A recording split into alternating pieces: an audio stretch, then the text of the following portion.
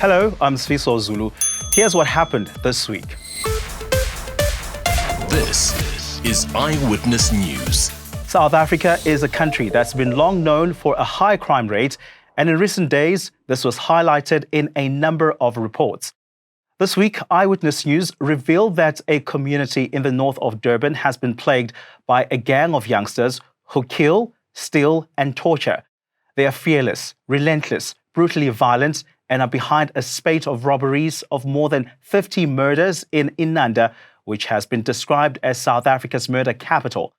The so-called members of the West Gang, as young as 15 years old, but they are heavily armed and groomed by drug lords. This resident has told Eyewitness News of stories of how the community is cloaked in a blanket of fear as the young boys hold residents at ransom through a string of robberies, attacks, and murders. Indawo ye-disaster nje kubi akekho umuntu ongahlala la unoyichaza nje le ndawo akekho umuntu ongahlala a-relax ufike ukuthi bafuna imali babanikeza imali eyikhona bemkhomba ngesibhamu bemshaya umzimba wangasezantsi indoda bayidubula emlenzeni bamfuna imali bamfuna ikhadi lasebhenki bafuna iphini. In Cape Town, another child has been shot and killed, this time in Mitchell's Plain. A number of local communities, including Hanover Park, Manenberg, and Fuleni, have been under siege by warring gangs in recent weeks.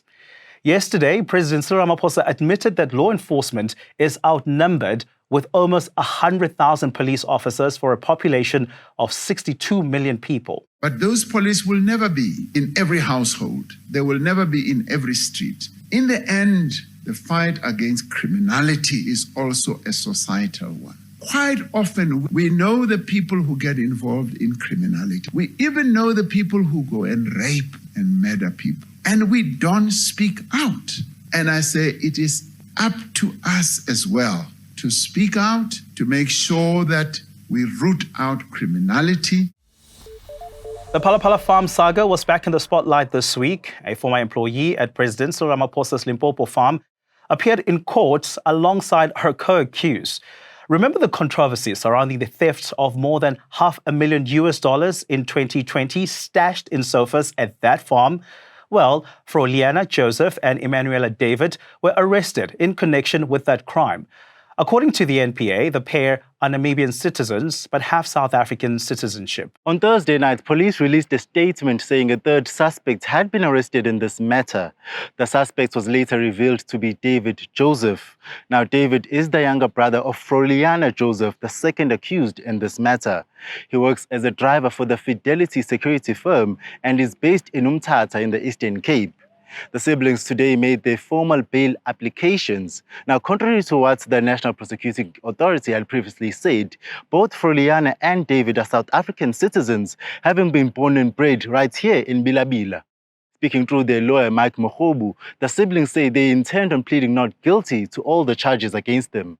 In their motivations on why they should be released on bail, Froliana told the court that she is a mother to a newborn baby that requires daily feeding of breast milk. On the other hand, David told the court that he has always complied with police in this case. Now, he made an example of the fact that he handed himself over to a police station when he heard there was an arrest warrant out for him. The state did not oppose bail for both the applicants. The NPA's Mashudu Mahlabi Jangi explains the state's decision on not to oppose bail. The two applicants have submitted their affidavit through their lawyers, and the state didn't oppose their bail application. The bail has been fixed for Floriana to pay 5,000 and David to pay 10,000 on condition that when Floriana leaves the Vila jurisdiction, she must inform the investigating officer.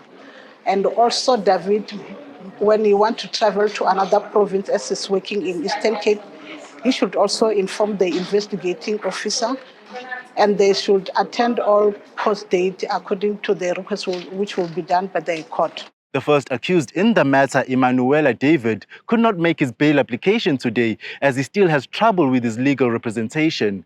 The matter has been adjourned to the 17th of November for a formal bail decision. Thabiso Goba, Eyewitness News at the Bilabila Magistrate Court in Limpopo. City Power says some Johannesburg residents will experience load shedding twice in a space of 8 hours as the utility implements a new schedule for the rolling power cuts.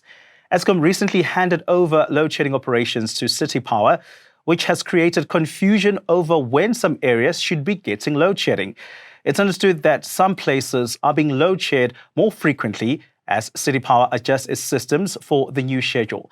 The utility this week says this will remain the case for some areas for the next few weeks. Do recognize and accept that there were some challenges, especially from some residents who are concerned about the frequency of the load shedding that happened, especially on Monday and Tuesday, whereby some of them were basically load shed for